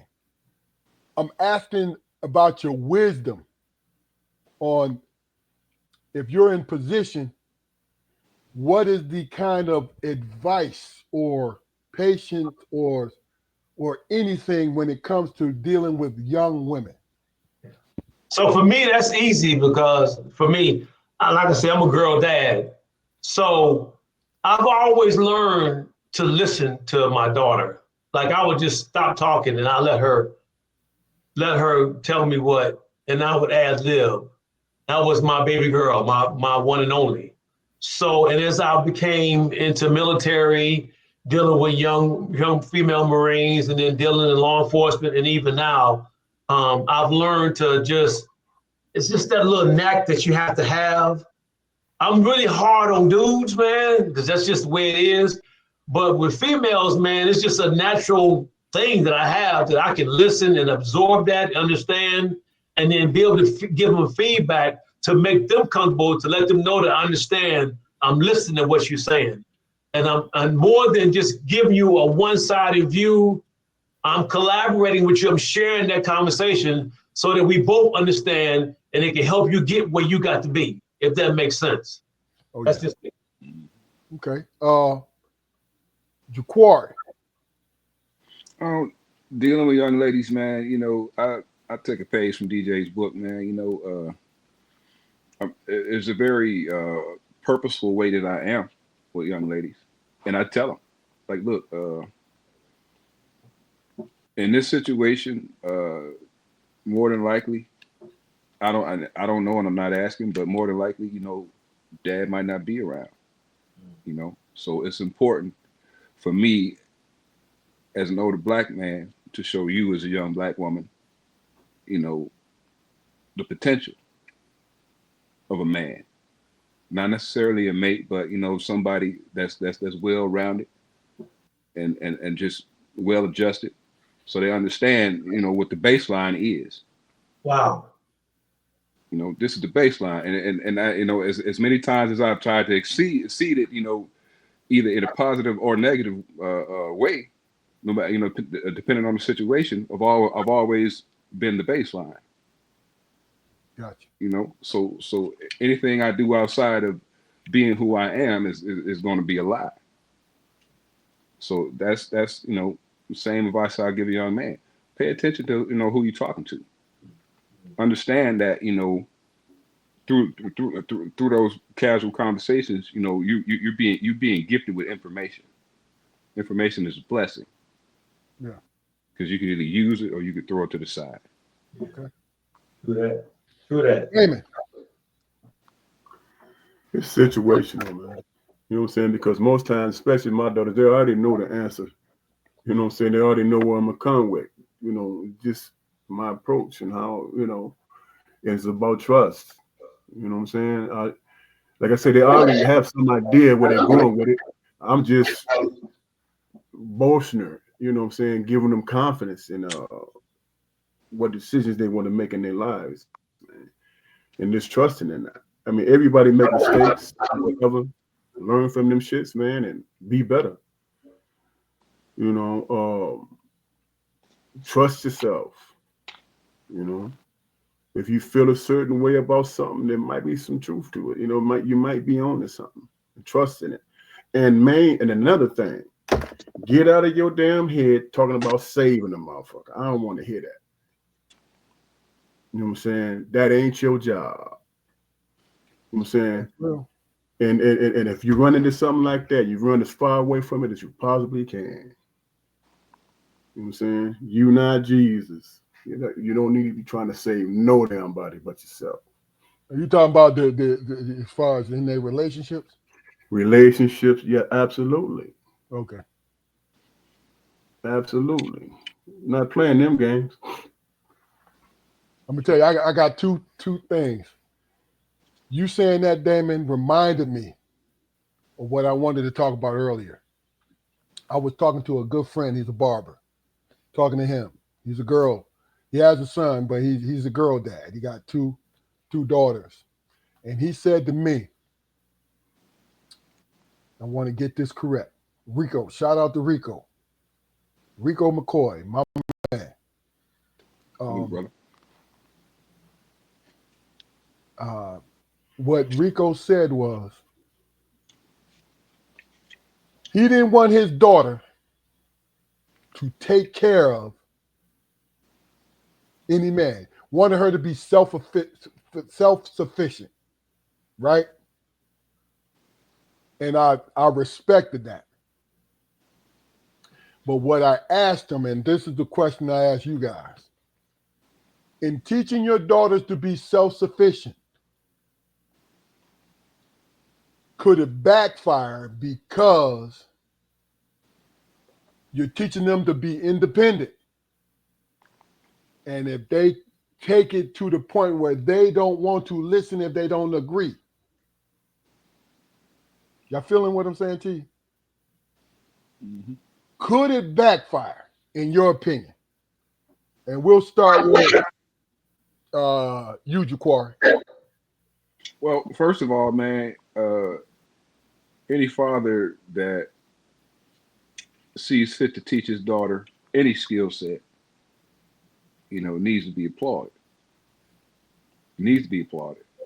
Now, whether or not she, you know, she chooses to, you know, live her life independently and wear it as a badge of honor, that's entirely on her. Mm-hmm. Mm-hmm. Mm-hmm. But you know, in the meantime, you know, I think it'd be a good thing for us as fathers to teach our daughters that, you know, even though you do possess this skill set, in getting this particular business taken care of, it'd probably be better if you did it with your husband or with your. It's tricky. It's tricky, ain't it? It's kind of tricky. Yeah. That's why I even asked. For sure. Yeah, I mean, you know, if y'all shit, if he gardened and your daddy taught you how to garden, get out there and garden together. Gotcha. DJ. So my daughter's a monster, for sure. She got 2 little boys. I don't mind sharing this with y'all. I hope it don't backfire on me, but you know how they do. They got a family. They doing their thing. I told her, hey, don't be dependent.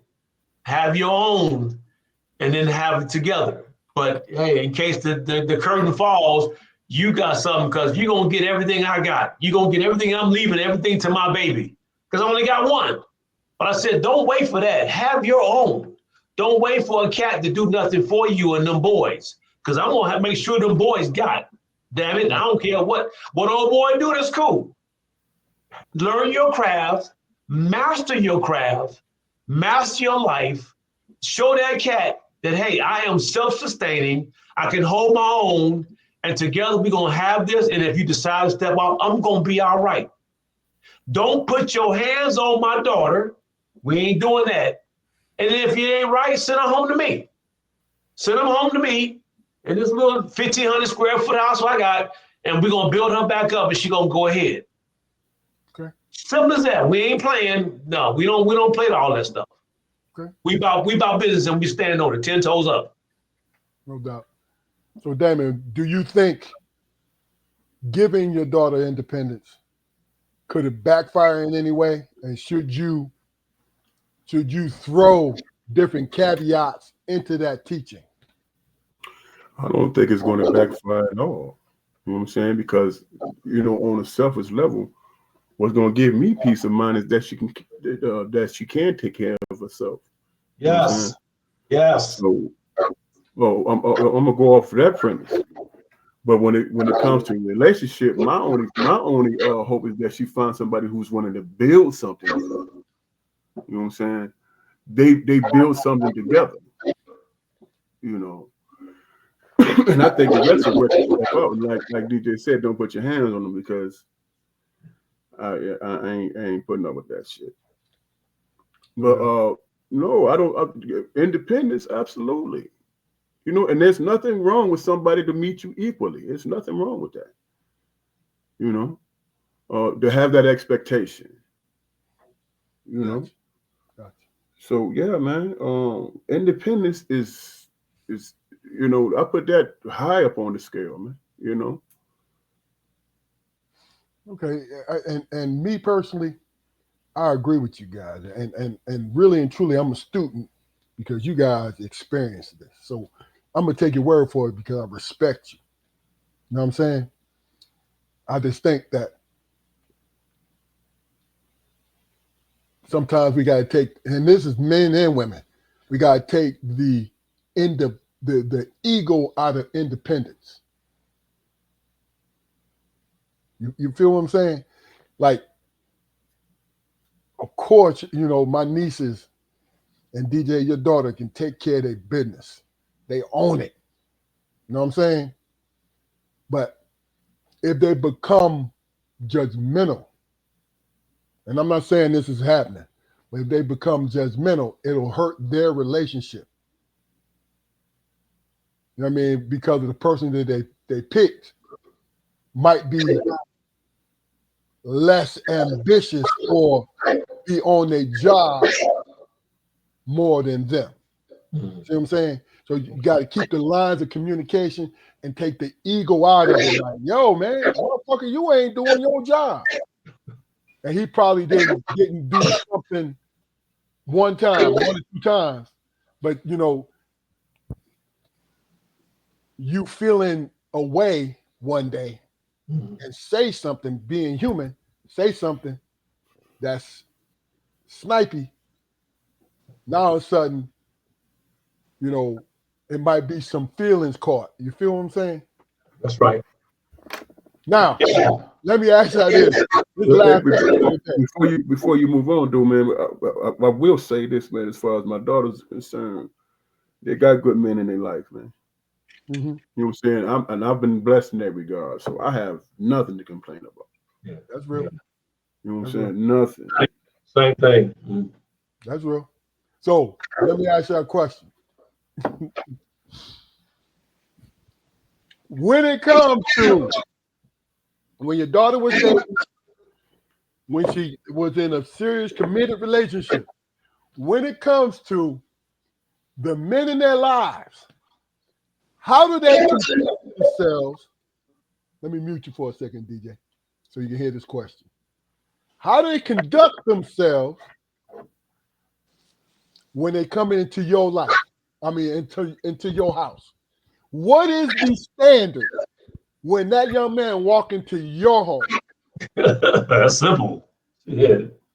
Go ahead, DJ. Oh, first of all, when he comes to my door, I'm Mr. Johnson. I'm not your pal, buddy, friend, whatever. I don't know you, cat. You know what I'm saying? I'm her father.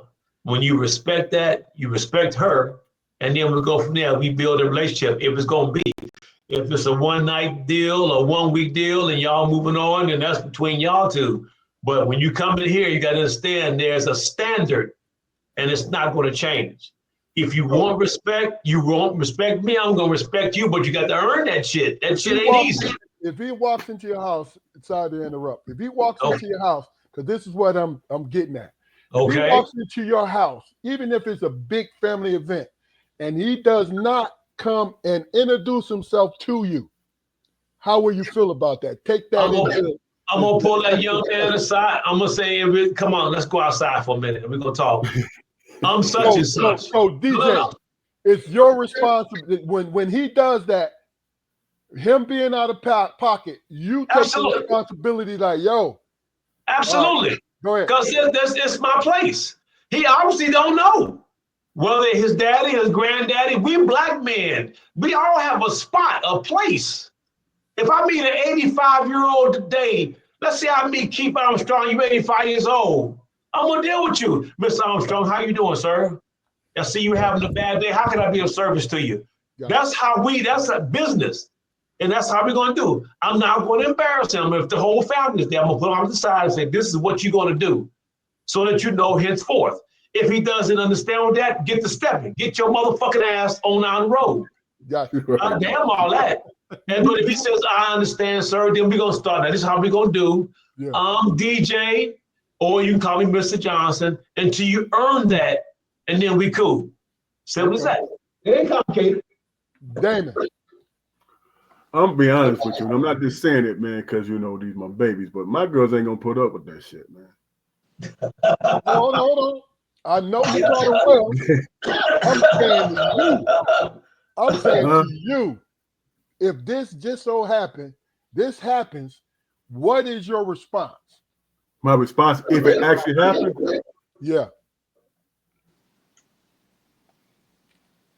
My response honestly would be, he ain't gonna last. You know so you won't say anything to him? It all depends, man. You know what I'm saying? If he come in flexing with his chest out and shit. If he come in with his chest out, then I'm stepping to him. Yeah, and my daughter gonna be mad at me and shit because I'm digging in his chest. Yeah, I got you. But my girl is gonna be like, "Hey, man, that's my dad. Did you just walk past my dad, man?" Yeah. You know what I'm saying? Yeah. That's how my girls is. So. Okay. Jaquari.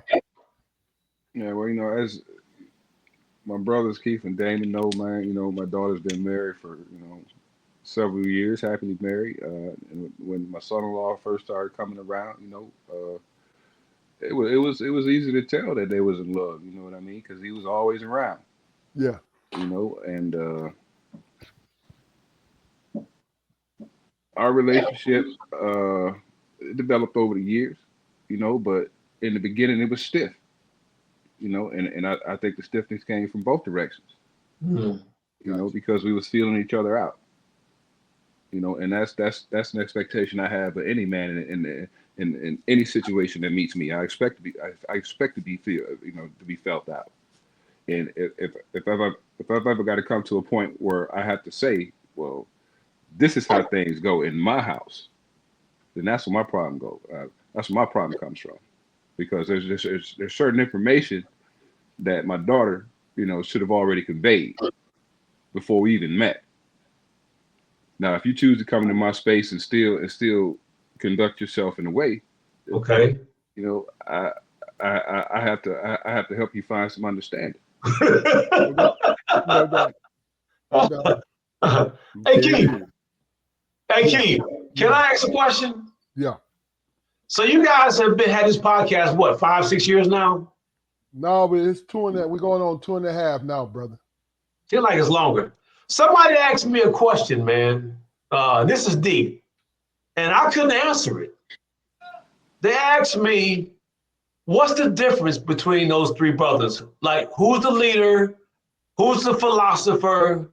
Who's the organizer? Can y'all briefly break this down? Because people really want to know who is what. And nobody's never asked this question, but I ain't scared, so I'm going to ask.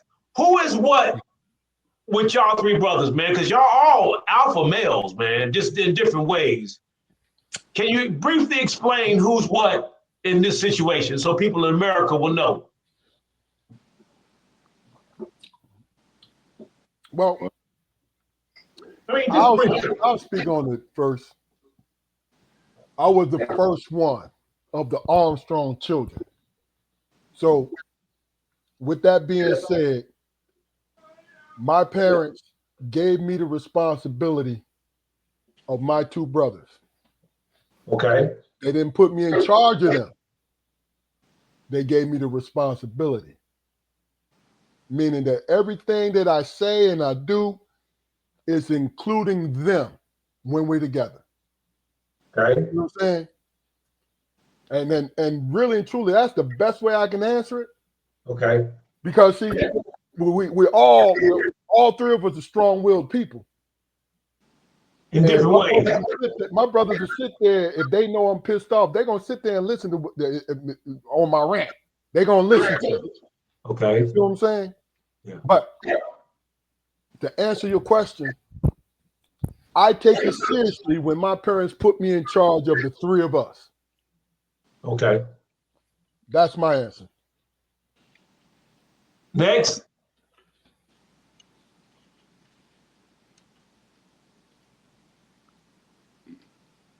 That's a hard question, man. I mean, just briefly, how do you think you fit in, as far as that family structure?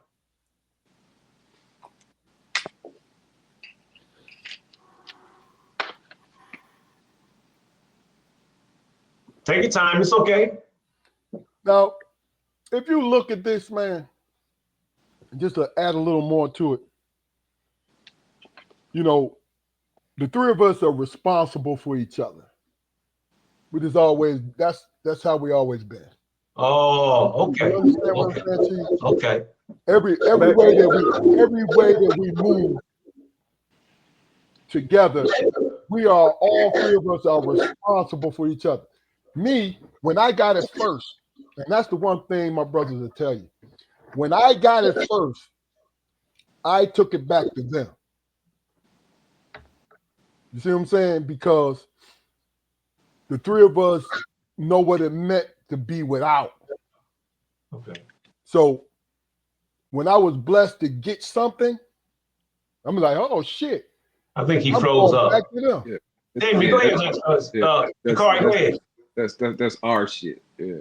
Okay. That's it. But I mean, I'm their oldest son, basically. Okay. At some point in time, I done had keys to both their houses.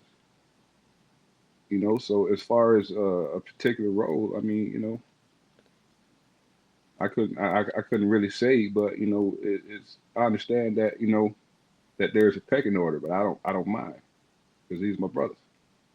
Okay. Wow. So the reason I asked that question is because let's say there's a situation when everybody doesn't agree, but you might not, all three of y'all might not agree with it. And you say, you know what? We'll let it go because we're on the podcast, but after the show is over, we'll talk about it, we'll fix it. Is that more or less what I'm trying to get at? I mean, that's all I'm saying is who's like the one that says, you know what, let's try this time, and the next time we'll do that versus going on and with the process, if that makes sense. Bro, you gotta understand something. You said it earlier. We all grown men. The best thing that ever happened to me I'm gonna tell you this. In my 20s, the best thing that ever happened to me is me not seeing myself as the big brother anymore, but seeing myself as the brother to two grown ass dudes. Okay. You see what I'm saying? I'm with Because you. I was bringing back knowledge, but then when I looked up, they had knowledge to give me. Wow. You understand what I'm saying? Yes. Hey, Yes. listen, look, the three of us, I tell people this all the time, and this is my opinion about it. The three of us think the same, but we got our own way of doing it. That's what I'm saying right there. That's what I wanted to hear. That's all. I Go think ahead, Damon. I just want to hear our perspective. Go ahead, Damon. See, now that I'm thinking about it, I think all three of us are a representation of our father. You know what I'm Wow. saying? No nonsense, private family man. You know what I'm Okay. saying? Okay. That's who we are. You know what I'm saying? And we close knit. You know, and we pretty much, you know, our lives are pretty much intertwined, you know, and together all our kids love us and each other and all that, man. We just a strong family. And like I said, we are all a representation of some part or some aspects of who our father was. Okay. That's deep. That is really deep for real. Wow. but like I said, that's that's the funny thing. Is like I said, when I released the pecking order when it came to my brothers acknowledged the pecking order because I was the oldest, out of respect, right? Okay. Then I showed them. I'm talking about in our 20s. I showed them, fuck the pecking order. We clicked up. You know what I'm saying? We enjoyed being around each other. Yeah. Yeah. Yeah. Yeah. Yeah. Okay. But this is something that happened about a month ago. I was talking to Keith, and I said, Keith, man, you ain't the boss of me. And he said it with the most serious voice I've ever heard in my life. You know what he said? What do you say? Yes, I am. Oh, shit. Yeah. No doubt. And DJ, it's like a 30-second pause. I know. It's like a 30-second pause. He said, I am the boss of you, man. What are you talking about? Yeah, it didn't take long, did it? No, look, I'm gonna tell you. Oh, that's the shit. thing about it. We hold each other accountable, man. You know, Okay. that's one thing about it. Our egos don't get in the way because you gotta understand we're alphas in all of our worlds, man. That's what I'm saying. Yeah. You know, I feel that. this is what it is. Yeah. But see, here's the thing.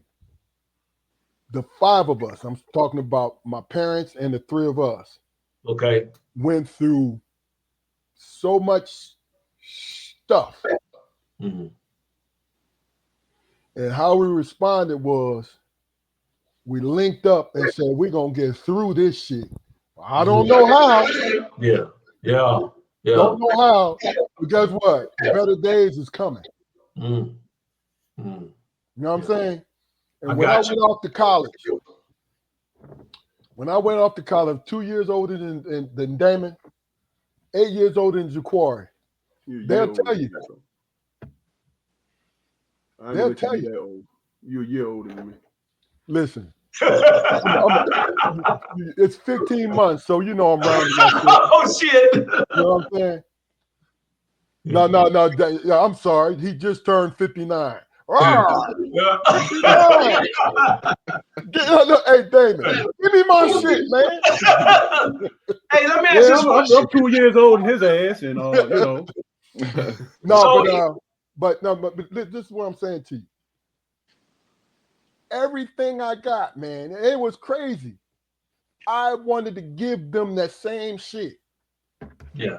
You know what I'm saying? Right. It even came down to the basic where I would come home and I would bring extra shit home from Pitt because I knew they was gonna steal my shit. Yeah. Yeah. That's what it was. But the reason I asked this because people want to know because y'all are doing a professional podcast and you're only gonna give so much. I understand that. You're not gonna tell what size socks you wear. But people kind of want to know who they're dealing with. And that's why I put it out there because as far as I know, people never ask. And so if they want to get more personable, they'll know. Like, if you don't mind me asking, Jacory, what do you do for a living as a professional? Well, I teach life skills to at-risk youth, man. Wow. At a juvenile detention center. Yeah. That's a heavy burden right there, man. Especially today. It is, man. But when I boil it down, shit, I'm a male home ec teacher, basically. I'm not laughing because I'm laughing at you, but you just broke that down so damn simply, and it's the truth. You teaching them life skills. Yeah. Wow. Damon, go ahead. If you don't mind me asking. I think that when it comes to the three of us, you know what I'm saying, we it's about your character, you know what I'm saying? We are definitely for the underdog, you know what I'm saying? We root for the underdog. We stand on our convictions when we are who we are and we live by it, you know what I'm saying? Right. And it comes out, you know what I'm saying, in our interaction. And we know, and plus, growing up, we always knew we had people behind us, man, that was paying attention. So we just, basically fell into our roles. You know what I'm saying? This is, all three. I've been with my wife 40 years. Keith been with his 38. How many years y'all been together, Jaquan? Bunch. You know what I'm saying? It's just that way. You know what I'm saying? Yeah. Wow, that's amazing. That's amazing. That's amazing. Wow. Look, when it comes to this marriage thing, we was raised by the right people, bro. Yeah. That's all I got to say about that. Yeah. You know what I'm saying? That's real. All right, last thing of the night. You guys you're at the age that you are. Jaquan, you're 52. Damon, you're 59. DJ, you're 62? 63? 63. Yeah, I'm 60. I'm 60. Tell me, using this phrase, I will blank this year. I will fill in the blank this year. I'm gonna let it marinate for a second, give you guys the chance to think it over. You know what I mean? Because I think at our age, man, we've been conditioned to think, especially me and DJ, we've been conditioned to think that it's time to shut it down and it's time to go into retirement and your golden years and shit. Until I reach this shit and I'm like, well, damn, I feel like I'm still 30. Yeah. That's true. I still feel like I'm 30 years old. You know what I'm saying? Very true. And it's like, just like I told you guys before, when I turned 60, when I reflected on every good thing that ever happened, I'm talking about buying some fucking penny candy good thing, right? It made me realize that no matter how much time I got on this earth, I'm going to live it to the fullest. You know what I'm saying? So it's been marinated enough. DJ, we're going to start with you. I will travel more this year. Okay. Tell us why. But because I put that behind. I put everything ahead, and I'm like, you know what? I want to see more before I lay it down. Because there's going to come a time when I can't do it. So I'm going to Miami in January. I'm going to Vegas in April. And my goal is to go to California this summer. Okay. Now, how it happens, it's going to happen. This time next year, if I'm blessed enough to be on this podcast, I am going to accomplish those goals, but I am going to travel more this fiscal year of 2025. You can put money on that. Okay. Put money on Jaquan. This year, I will. Well, I plan to attempt to create an alternative revenue stream, man. Just trying to have something to do, man, and hopefully something that'll help to maintain my retirement, man. Okay. Damon. What I'm gonna do this year, man, is find some way to convince my wife to retire so we can stay gone. Okay. You know what I'm saying? Every weekend we're gonna be some damn way eating what do they call it when they bring you food in your hotel room? Lobster, All that, filet mignon. everything. You know, I'm gonna do that. Do it no more. That's my promise. Right. The traveling, man. Good. Man, I will. that's it. Okay. My answer to this is I will see us become greater. Yeah. I will see us become greater. All right, man. This has been a fast 2 hours for us, man. I love this shit. Malika says, be intentional about whatever you say you want to do. Nike it. Just Just do it. do it. Yeah, that's That's right. old school. That's old school. No doubt. Do it. Yep. Any last words before? Hey, DJ, man, it's been a long time, brother. It's been good seeing you, man. Thank you. Always enjoy your energy. Yeah, thank you. Anytime, bro. Anytime. Appreciate You know where we're gonna be on Fridays, man. Anytime. You know what I mean? Appreciate you, man. Appreciate you. Yeah, Definitely. For real. fellas, it's been a good show, and I look forward to the next time. And yeah, that's it. DJ, any last words, brother? I just appreciate it. Appreciate y'all having me here and learning, processing it. And we're going to be okay. No doubt. Damon, last words. Yeah, man. I've been gone for a month. This is my first time back, man. Boy, it took me time to get back flowing again, but back in the saddle, brothers. You know. Good to have Glad you. you're back, man. Glad Yeah, you're back. man. Appreciate it, man. I got 2 words. And my cousin and sister cousin Malika said it. Go Lions. Damn right. You damn right. We'll see. And yo, happy birthday, Damon. Thank you. Oh yeah. Damon's birthday was yesterday? Yes, Yeah. yesterday. All right. No. He don't have the worst birthday. He has one of those momentous birthdays where you rolling in presents and then you get another present. So he got the right birthday. Oh, yes. Hey, man, look here. 26. People always ask me, man, did I get cheated? Hell no. You ain't gonna blow that blood on my 2 days. I'm good. No doubt. All right, well, listen, we Thanks, out. baby. Appreciate it. The Strong Perspective Podcast. Please go like, share, and subscribe on our channel. Push us up. Look, we looking real skinny right now, but push us up to 1,000 and we're gonna see the world. Because that's what I'm saying. We're gonna see the world. But we kind of emaciated right now with our subscribers. Go ahead and subscribe to us, please.